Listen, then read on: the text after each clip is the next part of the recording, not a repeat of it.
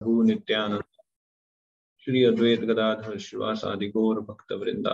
Hare Krishna Krishna Krishna Hare Hare, Hare Ram Ram Ram Hare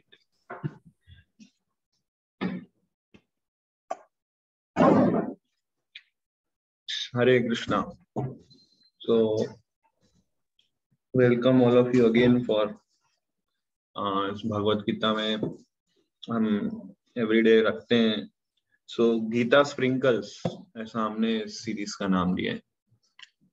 so everyday, not everyday but twice a week morning में हम भगवत गीता पे कुछ कॉन्सेंट्रेटेड डोज के ऊपर एक पर्टिकुलर श्लोका पे फोकस करेंगे। तो आज का जो श्लोक है चैप्टर 4 टेक्स्ट नंबर 9, ये भी बहुत फेमस श्लोक है, हम लोगों ने कई बार सुना होगा। जन्म कर्म च मे दिव्यम एवं यो वेति तत्वतः त्यक्त्वा देहं पुनर्जन्म नैति माम एति सो arjuna. Yes, through translation. One who knows the transcendental nature of my appearance and activities does not, upon leaving the body, take his birth again in this material world, but attains my eternal abode, O Arjuna. So ये श्लोक में भगवान बता रहे हैं कि कौन qualified है मेरे धाम में आने के लिए। Who is qualified to come to my abode? So इसमें बता रहे हैं, श्लोका को अगर आप देखेंगे, जन्म कर्म च मे दिव्यम एवं यो वेति तत्वतः, ये फर्स्ट लाइन जो है ये क्वालिफिकेशन है भगवान के धाम जाने की। सो भगवान के जन्म मतलब बर्थ, भगवान के कर्म यानी कि एक्टिविटीज वो दिव्य है, चमे दिव्यम एवं यो वेति तत्वतः, जो इसको समझता है तत्व में, कोई एंटरटेनमेंट वाले मोड से नहीं पर तत्व वाले मोड से, जो भगवान की पास्ट टाइम्स को समझता है वो ही क्वालिफाइड है। हम लोग कैसे है कि हम लोग ने सब कृष्णा की पास्ट टाइम्स को बहुत बार सुना है और हमें अच्छा लगता है सुनना, पर तत्व से हमने नहीं समझा है कृष्णा की पास्ट टाइम्स को अभी भी। और यहाँ पे कृष्णा बोल रहे हैं जो तत्व से समझता है वो ही क्वालिफाइड होता है मेरे धाम जाने के लिए। नहीं तो कृष्णा लीला तो पूरे दुनिया में कितने लोगों को पता है, इतने सारे मूवीज बन गए, इतने सारे सीरियल्स बन गए, तो वो लोग क्वालिफाइड नहीं है धाम जाने के। ये मत समझो कि कृष्णा राधा कृष्णा सीरीज का जो भी डायरेक्टर होगा वो भगवत धाम जाएगा, ऐसा नहीं है। तत्व से समझना जरूरी है, इसलिए कृष्णा यहाँ पे यूज कर रहे वर्ड एवं यो वेति तत्वतः। तत्व समझने का मतलब क्या कि जैसे फॉर एग्जाम्पल एक झोपड़पट्टी है, वहां पे सब बच्चे लोग जो है गरीब बच्चे वो लोग खेलते हैं। अगर हम वहां पे हम जाए, वहां देखें कि एक बहुत ही साफ सुथरा और बहुत ही सुंदर बालक वहां पे उन बच्चों के साथ खेल रहा है, उनके साथ पढ़ रहा है, तो हमारे अंदर ऐसे क्यूरोसिटी आएगा कि वो बच्चा इधर क्या कर रहे हैं, इतना अमीर व्यक्ति का बच्चा है और ऐसे गरीबी में कैसे रह रहा है और खेल रहा है बच्चों के साथ। फिर जब हमें पता चलता है कि अरे नहीं, ये बच्चा जो है वो प्राइम मिनिस्टर का बेटा है, तब हमें पता चलता है कि कुछ इसके पीछे कुछ बड़ा मीनिंग होगा, ऐसे ही वो वहां नहीं है। तो इसको बोलते हैं तत्व से समझना। पर बिना तत्व से समझने का मतलब क्या कि वो बच्चा है कितना कॉन्ट्रास्टिंग लगता है ना, ऐसे मतलब एक माहौल बना के उसको प्रेजेंट करें, तो तत्व से नहीं। तत्व से मतलब एग्जैक्ट उसकी पोजीशन पता है कि वो बच्चा क्या करता है। सो कई बच्चे खेलते हैं, कई लोग माखन चुराते हैं, ठीक है, पर जब भगवान आते हैं और वो एक्टिविटीज करते हैं तो वो कंप्लीटली डिफरेंट प्लेटफॉर्म पे होती है। क्यों भगवान ऐसा करेंगे, क्यों भगवान कंट्रोवर्शियल एक्टिविटीज करेंगे, रासलीला करेंगे, माखन चुराएंगे और गाय चराएंगे? ये ऑर्डिनरी व्यक्ति भी करता है, पर भगवान जब करते हैं तो उसके पीछे बहुत बड़ा मीनिंग होता है। तो इसलिए भगवान को समझना है अगर तत्व से, जैसे उसको एग्जाम्पल से समझ सकते हैं, जैसे गोल्ड होता है, गोल्ड। सो अगर हमें गोल्ड की वैल्यू पता है तो गोल्ड अगर गटर में भी पड़ा हो ना, हम जाके उसको उठाएंगे, क्योंकि हमें उसकी वैल्यू पता है कि इस कितना महत्व है मेरे जीवन में। अगर मुझे गोल्ड मिल गया तो मैं अमीर हो जाऊंगा, मेरी सारी समस्याएं समाप्त हो जाएगी। बट अगर है ना, मुझे पता नहीं है गोल्ड की वैल्यू क्या है, तो मैं उसको गटर में से उठाऊंगा कि नहीं उठाऊंगा, क्योंकि मुझे वैल्यू नहीं पता है। और सपोज मुझे इतना पता है कि गोल्ड का जो केमिकल सिंबल है वो AU है, और उसकी केमिकल प्रॉपर्टीज में वो 1000 डिग्री सेल्सियस पे उसका मेल्टिंग पॉइंट है, और उसके अंदर ये मॉलिक्यूलर अरेंजमेंट है। इतना पता चलने से कुछ फर्क पड़ेगा? मैं उठाऊंगा? केमिकल प्रॉपर्टीज अगर मुझे पता हो गोल्ड की तो मैं वो नहीं उठाऊंगा। सो इसलिए खाली इंफॉर्मेशन गैदर करने से भी हम उस पर्टिकुलर वस्तु की वैल्यू को नहीं समझ सकते, है ना। जब तक हम उसका एक्चुअल पर्पस नहीं समझेंगे, गोल्ड की एक्चुअल वैल्यू क्या है कि वो मुझे धनी बनाएगा, ये वैल्यू, ये पॉइंट जब तक मुझे पता नहीं चलेगा, तत्व वाला पॉइंट, तब तक हम गोल्ड को इतना वैल्यू नहीं करेंगे, फिर उसके अलावा जितनी भी इंफॉर्मेशन आपको मिल जाए। सो इसी तरह यही प्रिंसिपल कृष्णा के लिए अप्लाई होता है।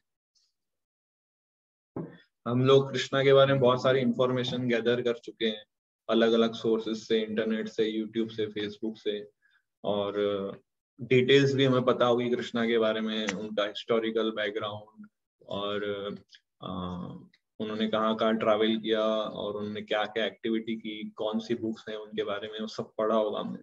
पर ये सारी डिटेल्स जानने के बाद भी हमको एक्चुअल पर्पस, तत्वतः जो कृष्णा इस श्लोक में बोल रहे हैं, वो हमें नहीं पता चलेगा। हम लोग एक्चुअली ये सब समझ के भगवत धाम नहीं जा पाएंगे। सो एक्चुअल में तत्वतः समझने का मतलब क्या है कि भगवान की ग्रेटनेस समझना और भगवान की स्वीटनेस को भी समझना। सो ग्रेटनेस और स्वीटनेस दोनों समझना है, क्योंकि भगवत गीता में भगवान बोलते हैं 10th चैप्टर 8th नंबर श्लोक में बोलते हैं कि जो मुझे पूरी तरह समझ जाता है वो मेरी भक्ति में लग जाता है। अभी हम सब बोल रहे हैं कि इन सबको कृष्णा के बारे में पता है, कितने लोग भगवान की प्योर डिवोशनल सर्विस कर रहे हैं। ये इफेक्ट है, जो कृष्णा को तत्व समझता है वो उनकी होल हार्टेडली डिवोशनल प्रेममयी भक्ति में वो लग जाता है। और ये नॉलेज हमें तब अच्छे से प्राप्त होता है जब हम ऐसे अच्छे एसोसिएशन में रहते हैं और ऐसे डिवोटीज का संग करते हैं जो ऑलरेडी कृष्णा से प्रेम करते हैं। सो इसलिए यहाँ पे तत्वतः से समझने का जो कंसेप्ट है वो बहुत इंपॉर्टेंट है।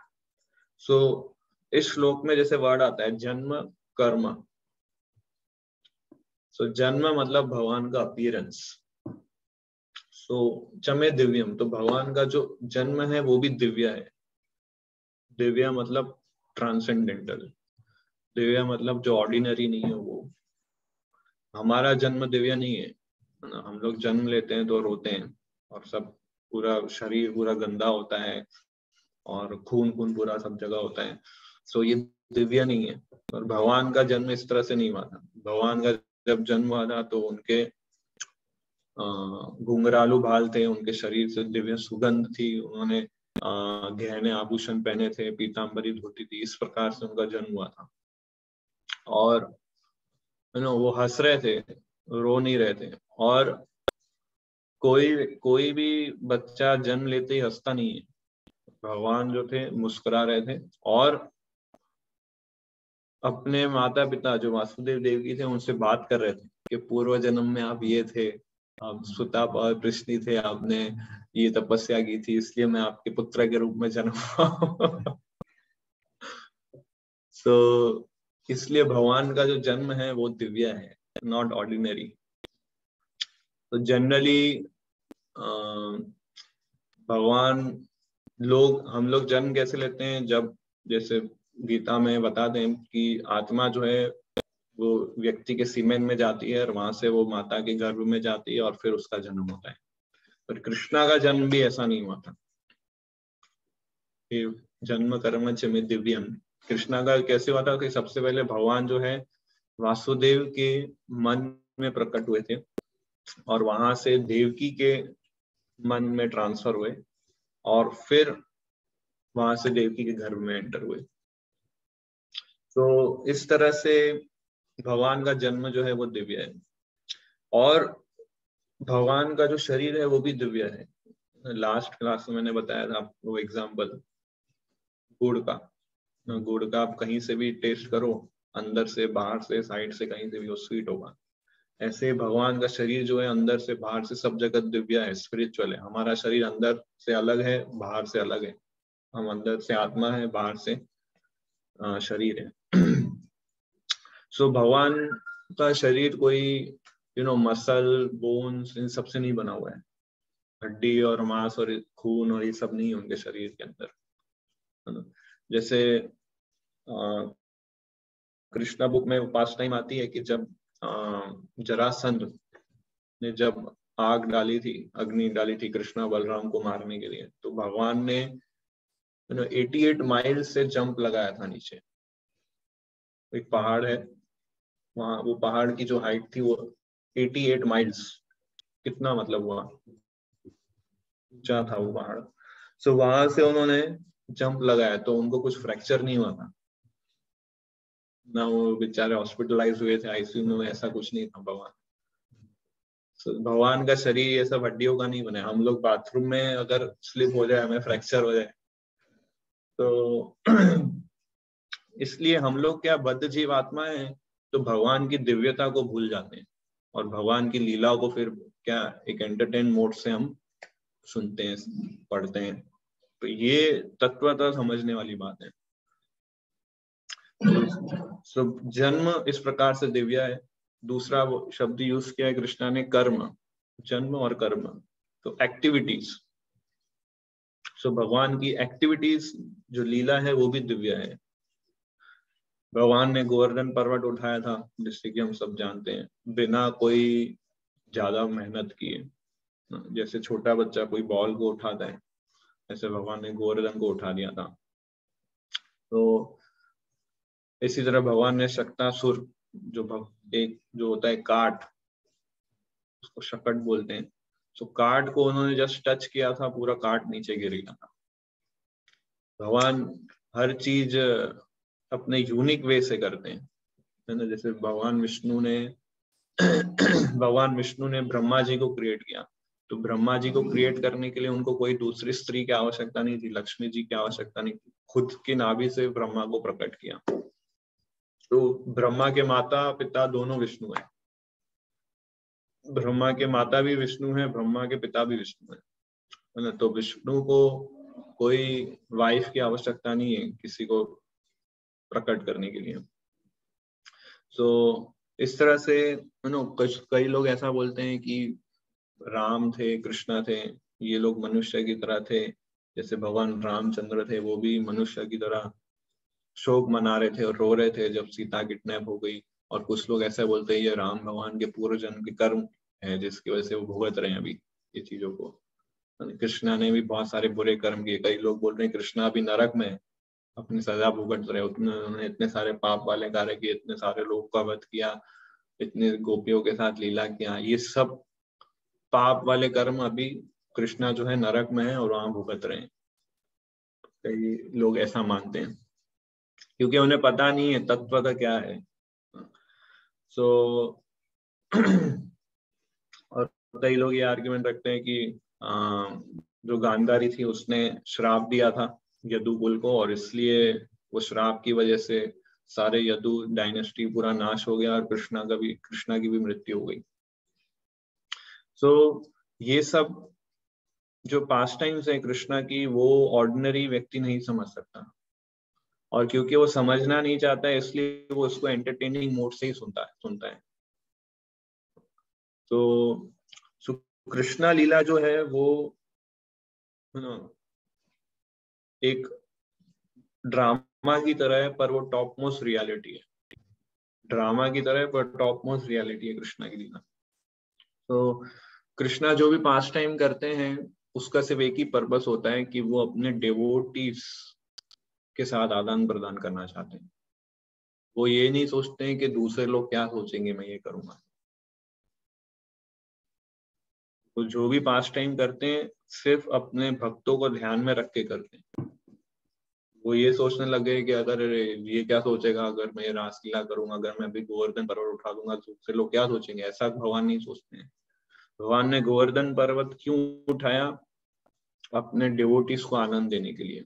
उनको एक्सक्लूसिव टाइम निकालना था सभी ब्रजवासियों के साथ एक साथ, इसलिए ये सब लीलाएं की, इंद्र को बेविल्डर किया, 7 दिन बारिश करवाई ताकि सब ब्रजवासी उनके साथ ही रह, साथ दिन। क्योंकि कृष्णा को वो अपॉर्चुनिटी नहीं मिल रही थी कि मैं अपने डिवोटीज के साथ कैसे इतना समय बिताऊं, क्योंकि सुबह गाय चराने चले जाते थे, शाम को आ जाते थे। तो कृष्णा की डिजायर हुई कि I want to spend exclusive time with all my associates 24 hours.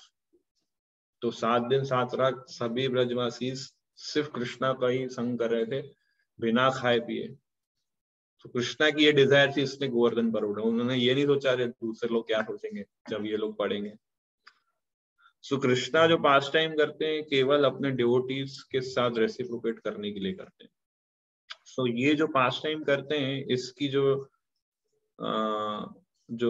इस ड्रामा में जो हीरो है वो कृष्णा है, और इस ड्रामा के जो डायरेक्टर है वो है योग माया। योग माया और महामाया आपको अंतर पता होगा क्या है?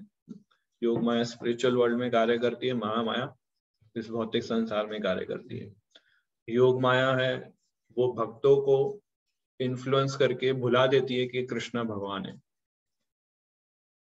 क्योंकि जब तक स्पिरिचुअल वर्ल्ड में मतलब गोलोक वृंदावन में जब तक भक्त लोग के माइंड से ये नहीं जाएगा कि कृष्णा भगवान है तो वो उनके साथ आदान प्रदान नहीं कर पाएंगे।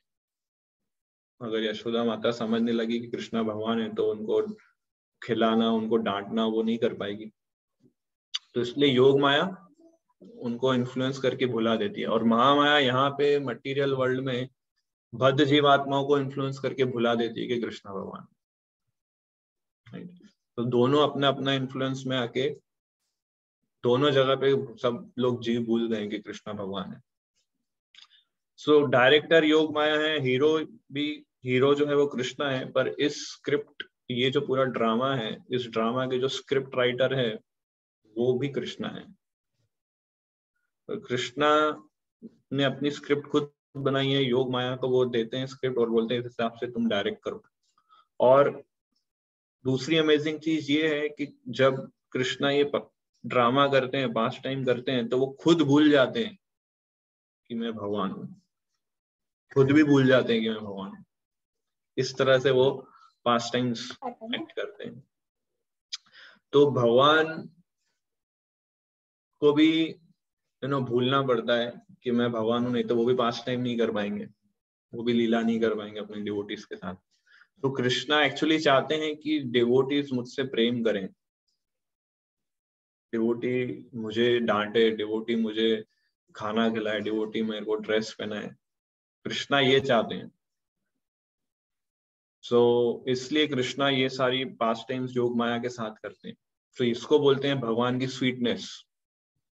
और भगवान की ग्रेटनेस मतलब कि भगवान ने जो विश्वरूप दर्शन दिखाया अर्जुन को, उसको ग्रेटनेस बोलते हैं। भगवान जब शांति दूत बन के गए थे दुर्योधन के पास कुरुक्षेत्र युद्ध से पहले, तो प्रयास किया कृष्णा ने इस युद्ध को रोकने का, बट दुर्योधन समझ नहीं पाया। तो दुर्योधन ने भगवान को बोला, कृष्णा को बोला कि ये इसको अरेस्ट कर लो। जब कृष्णा गए थे शांति दूत बन गए, तो दुर्योधन ने प्रयास किया कि उसको अरेस्ट कर लेना है कृष्णा को।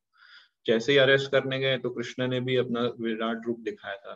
तो दुर्योधन तो भी नहीं समझ पाया कृष्णा भगवान ने, बोले ये योग, इसके पास कोई योगिक शक्ति है इसलिए ये कर रहा है ऐसा जादू चमत्कार। तो तभी भी वो समझ नहीं पाया। सो ग्रेटनेस और स्वीटनेस, हम लोग कृष्णा की स्वीटनेस को समझते हैं पर बिना ग्रेटनेस को समझे। तो ग्रेटनेस मतलब कि कृष्णा जो है किस तरह से ये पास्ट टाइम्स एक्ट करते हैं, क्या पर्पस है, क्या तत्व है। सो वो तत्व से जो समझता है ना, वही त्यक्त्वा देहम पुनर्जन्म नैति मामेति सो अर्जुन, वही मेरे धाम में आ सकता है। कृष्णा बुक हमने पढ़ लिया, श्रीमद् भागवतम पढ़ लिया, पर तत्व नहीं मिला तब तक हमें कुछ लाभ नहीं होगा उससे ज्यादा।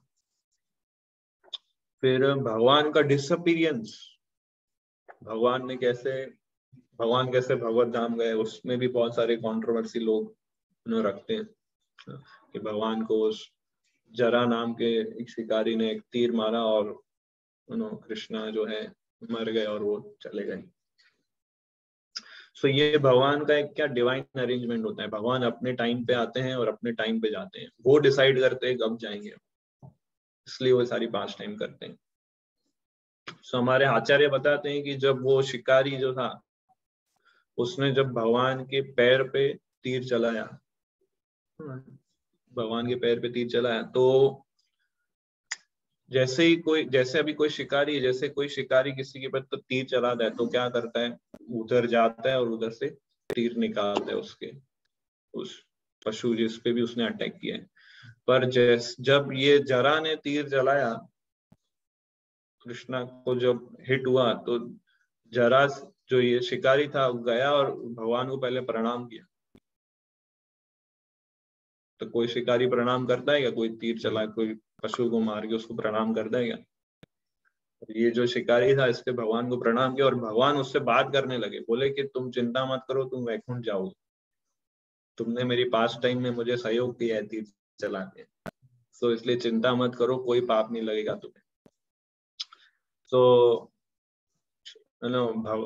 हमें श्रीमद फिर बोलते हैं भगवान उसको कि ये एक दिव्य अरेंजमेंट किया था मैंने कि सभी यदु जो है, जितने भी यदु कुल है, यदु कुल में जितने भी लोग हैं वो सब एक लोखंड के तीर से मरेंगे, सबको ये श्राप मिला था।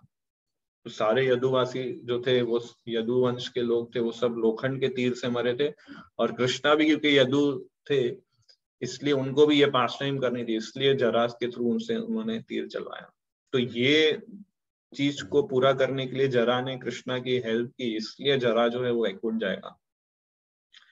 और फिर तीर चलाने के बाद वो जरा चले जाते हैं, तीर भगवान निकाल के साइड में रखते हैं, फिर उद्धव से बातें करने लगते हैं, उद्धव को पूरा एक्सप्लेन करते हैं अपना मास्टर प्लान कि मैं जा रहा हूँ, तुमको क्या क्या करना है, इधर तुम भद्री का आश्रम जाना, मैत्रेय मुनि से मिलना और ये सब, और विदुर से मिलना। ये सब पूरा प्लान बनाते, फिर वो भगवत धाम जाते।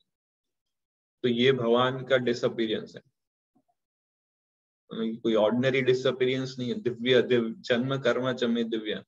अभी भगवान लोग बोलते तीर चला इसलिए भगवान मर गए, तो कृष्णा कैसे भगवान हुए ऐसा बोलते हैं। तो भगवान कृष्ण, ये सुखदेव गोस्वामी बताते परीक्षित महाराज को कि कृष्णा ने अपने गुरु सांदीपनि मुनि, उनके पुत्र को यमलोक से लेके आए, वरुण के पास से लेके आए। और अश्वत्थामा को जब परीक्षित महाराज को स्वयं उन्होंने बचाया था मृत्यु से, जब उनके ऊपर अश्वत्थामा ने वो छोड़ा था ब्रह्मास्त्र, तो उनको मृत्यु से बचाया। तो इतनी सारी पास टाइम्स की उन्होंने, इतने सारे लोग को मृत्यु से बचाया, अपने गुरु के पुत्र को यमलोक से लेके आते हैं, तो वो खुद अपने आप को प्रोटेक्ट नहीं कर पाएंगे क्या भगवान मृत्यु से? क्या दूसरों को अगर, तो ये मृत्यु जो है वो भगवान की माया का जस्ट एक सैंपल है, जो उनको टच नहीं कर सकती, जो उन पे एक्ट नहीं कर सकती। जब हम कृष्णा को ऐसे तत्वतः से समझेंगे, तब हम एक्चुअली कृष्णा की पास टाइम्स को अप्रिशिएट कर पाएंगे, तब हम एक्चुअली भगवत गीता को अप्रिशिएट कर पाएंगे, कृष्णा के हर एक वर्ड्स को, हर एक इंस्ट्रक्शंस को हम सीरियसली ले पाएंगे। जब हम तत्व से नहीं समझेंगे तो हम एंटरटेनिंग मोड से ही कृष्णा की पास टाइम सुनेंगे और हम ये सोचेंगे कि भगवान जब द्वारका में थे वो पास टाइम मुझे इतनी पसंद नहीं है, भगवान जब वृंदावन में थे वही मजा आती है उसको सुनने में, वही सुनना मुझे अच्छा लगता है। कुरुक्षेत्र में गीता पढ़ना उसको अच्छा नहीं लगेगा, भागवतम का कृष्णा बुक 10th कैंटो पढ़ना उसको पसंद आएगा, वो डिफरेंस करेगा क्योंकि उसको तत्व नहीं पता है। उसको सिर्फ लीला और कथा सुनना अच्छा लगेगा, पर फिलोसॉफिकल क्लास होगी तो उसमें वो सो जाएगा या उसको सुनना पसंद नहीं आएगा। सो इसलिए तत्व से जब हम समझेंगे ना, तभी हम एक्चुअली कृष्णा से प्रेम जागृत कर पाएंगे। और इसलिए प्रभुपाद के हर क्लास में, हर श्रीमद् भागवतम क्लास के अंदर भी हमेशा तत्व की बात करते थे। We are not this body, we are spirit soul, we are under the influence of maya. और भगवान किस तरह से सृष्टि क्रिएट की उन्होंने, गर्भोदक्षाय विष्णु, शिरोदक्षाय विष्णु, प्रकृति के 3 गुण, यही चर्चा करते थे प्रभुपाद। इवन जब वृंदावन में भी भागवतम क्लास देते थे तो यही चर्चा करते थे, पर डिसाइपल जो थे वो सोचते थे प्रभुपाद वृंदावन में आए तो अभी कृष्णा की पक्का पास्ट टाइम्स बताएंगे हमें, बट नहीं, वहां पे भी Prabhupada was always to the basics और तत्व था। सो इस तरह से जन्म कर्म च मे दिव्यम एवं यो वेति तत्वता त्यक्त्वा देहम पुनर्जन्म नैति मामेति सो अर्जुना। सो हम देखते हैं परपोर्ट में प्रभुपाद क्या पॉइंट्स देते हैं।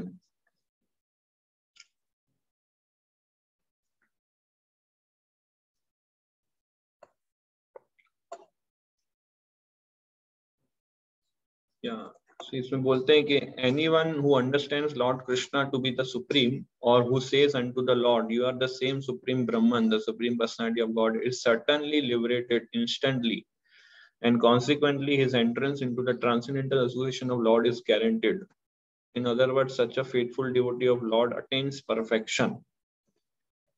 So कृष्णा भगवान है, पहले ये समझना है, फिर कृष्णा की पास्ट टाइम्स और एक्टिविटीज को समझना है। सो ये श्लोक, और फिर ये भी एक पॉइंट लिखते हैं प्रभुपाद यहाँ पे,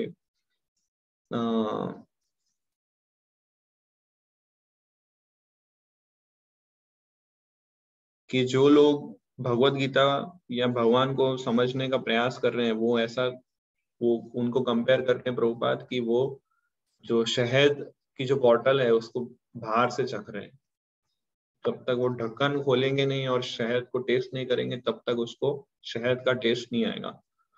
उसी तरह से ये लोग जो सब भागवत सप्ताह करते हैं और रासलीला की कथा करते हैं, ये लोग क्या कर रहे हैं, शहद की बोतल को बाहर से टेस्ट कर रहे हैं, बाहर से चाटने का प्रयास कर रहे हैं। सोचने लगता है कि बहुत स्वीट है, बट जब तक वो बोतल ढक्कन नहीं खोल के टेस्ट नहीं करेंगे तब तक उनको ये समझ में नहीं आएगा। सो प्रभुपाद हमको वो ढक्कन खोलाना सिखा रहे हैं और शहद से निकाल के हमको टेस्ट करवाना चाहते हैं।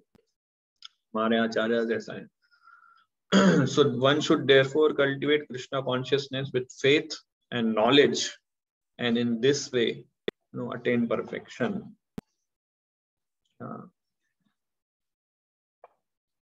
Yes. So किसी का कोई प्रश्न, any doubts या कुछ शेयर करना हो, they can speak. Hare Krishna Prabhu ji. Yes प्रभु। प्रभु, महामाया वो योग माया के थ्रू काम करती है, ऐसा है? महामाया और योग माया दोनों भगवान की शक्ति है, दोनों भगवान की शक्ति है। मतलब योग माया स्पिरिचुअल वर्ल्ड में है, वही योग माया जब मटेरियल वर्ल्ड में आती है तो वो महामाया की तरह एक्ट करती है। सो दोनों भगवान की शक्ति है और दोनों भगवान के डायरेक्शन में रह के एक्ट करती है।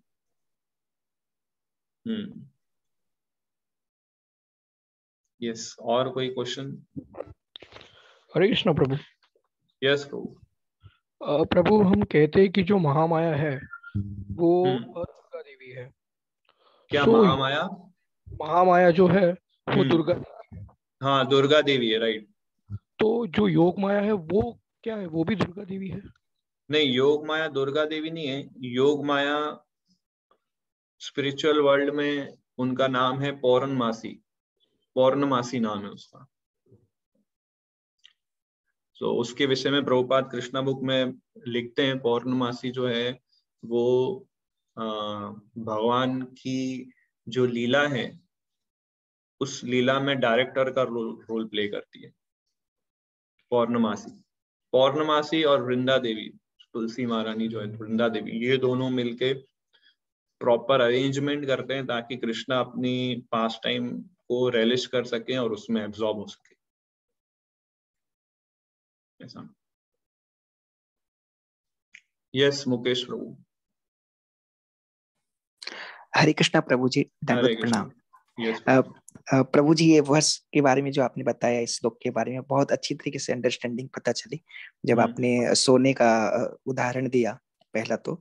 और दूसरा ये चीज बहुत क्लियरिटी के साथ में समझ में आई कि जैसे कि भगवान की लीला कथा का हम श्रवण करते हैं तो हम एक अलग मूड में होते हैं, और जो तत्व ज्ञान जो है, यानी कि जो तत्वतः, जैसे कि आपने अभी बताया, जस्ट प्रभुपाद जी इस चीज को मेंशन करते थे कि हम कम से कम इस तत्व को हम ना भूलें, यानी भगवान की लीला के साथ में भगवान ने जो जो है ना ज्ञान भी दिया है, अलग अलग संवाद के माध्यम से, चाहे उद्धव के साथ में हो चाहे अर्जुन जी के साथ में हो, तो वो भी जो है उसी मूड में हमको ग्रैप्स करना चाहिए, तभी हम जो है इसको तत्व से हम जान पाएंगे।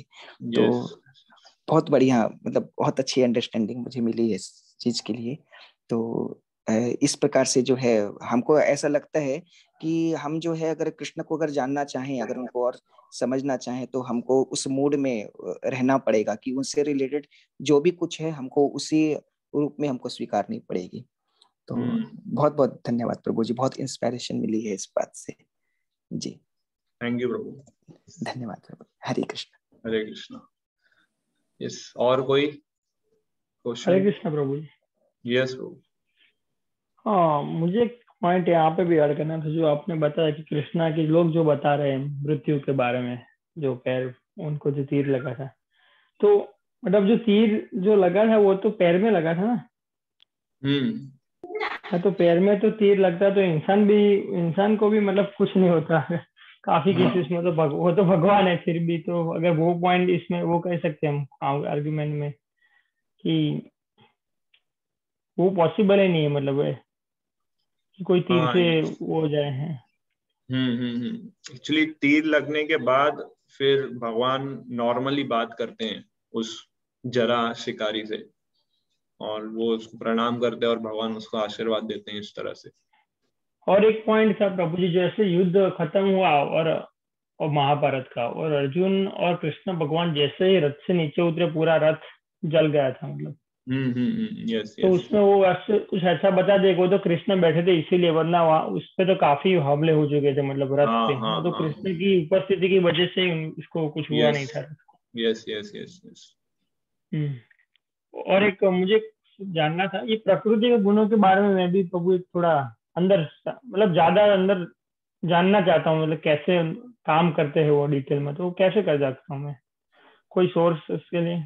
सोर्स में तो 14 चैप्टर है भगवत गीता के अंदर, एक तो वो है, दूसरा श्रीमद् भागवतम में कई जगहों पर प्रकृति के 3 गुणों के ऊपर चर्चा की गई है, कई सेक्शंस में, स्पेशली 11वें स्कंद में है। बट वो पढ़ने से पहले आपको भगवत गीता के जो 14 चैप्टर है उसको अच्छे से पढ़ना पड़ेगा।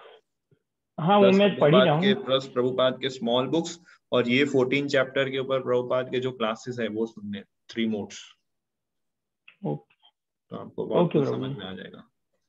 वो क्लासेस मेरे पास शायद नहीं है, आप मुझे शेयर कर दीजिएगा बाद में। हाँ, यस यस यस। ओके प्रभु जी, हरे कृष्णा। हरे कृष्णा। ओके, सो हम यहाँ एंड करते हैं।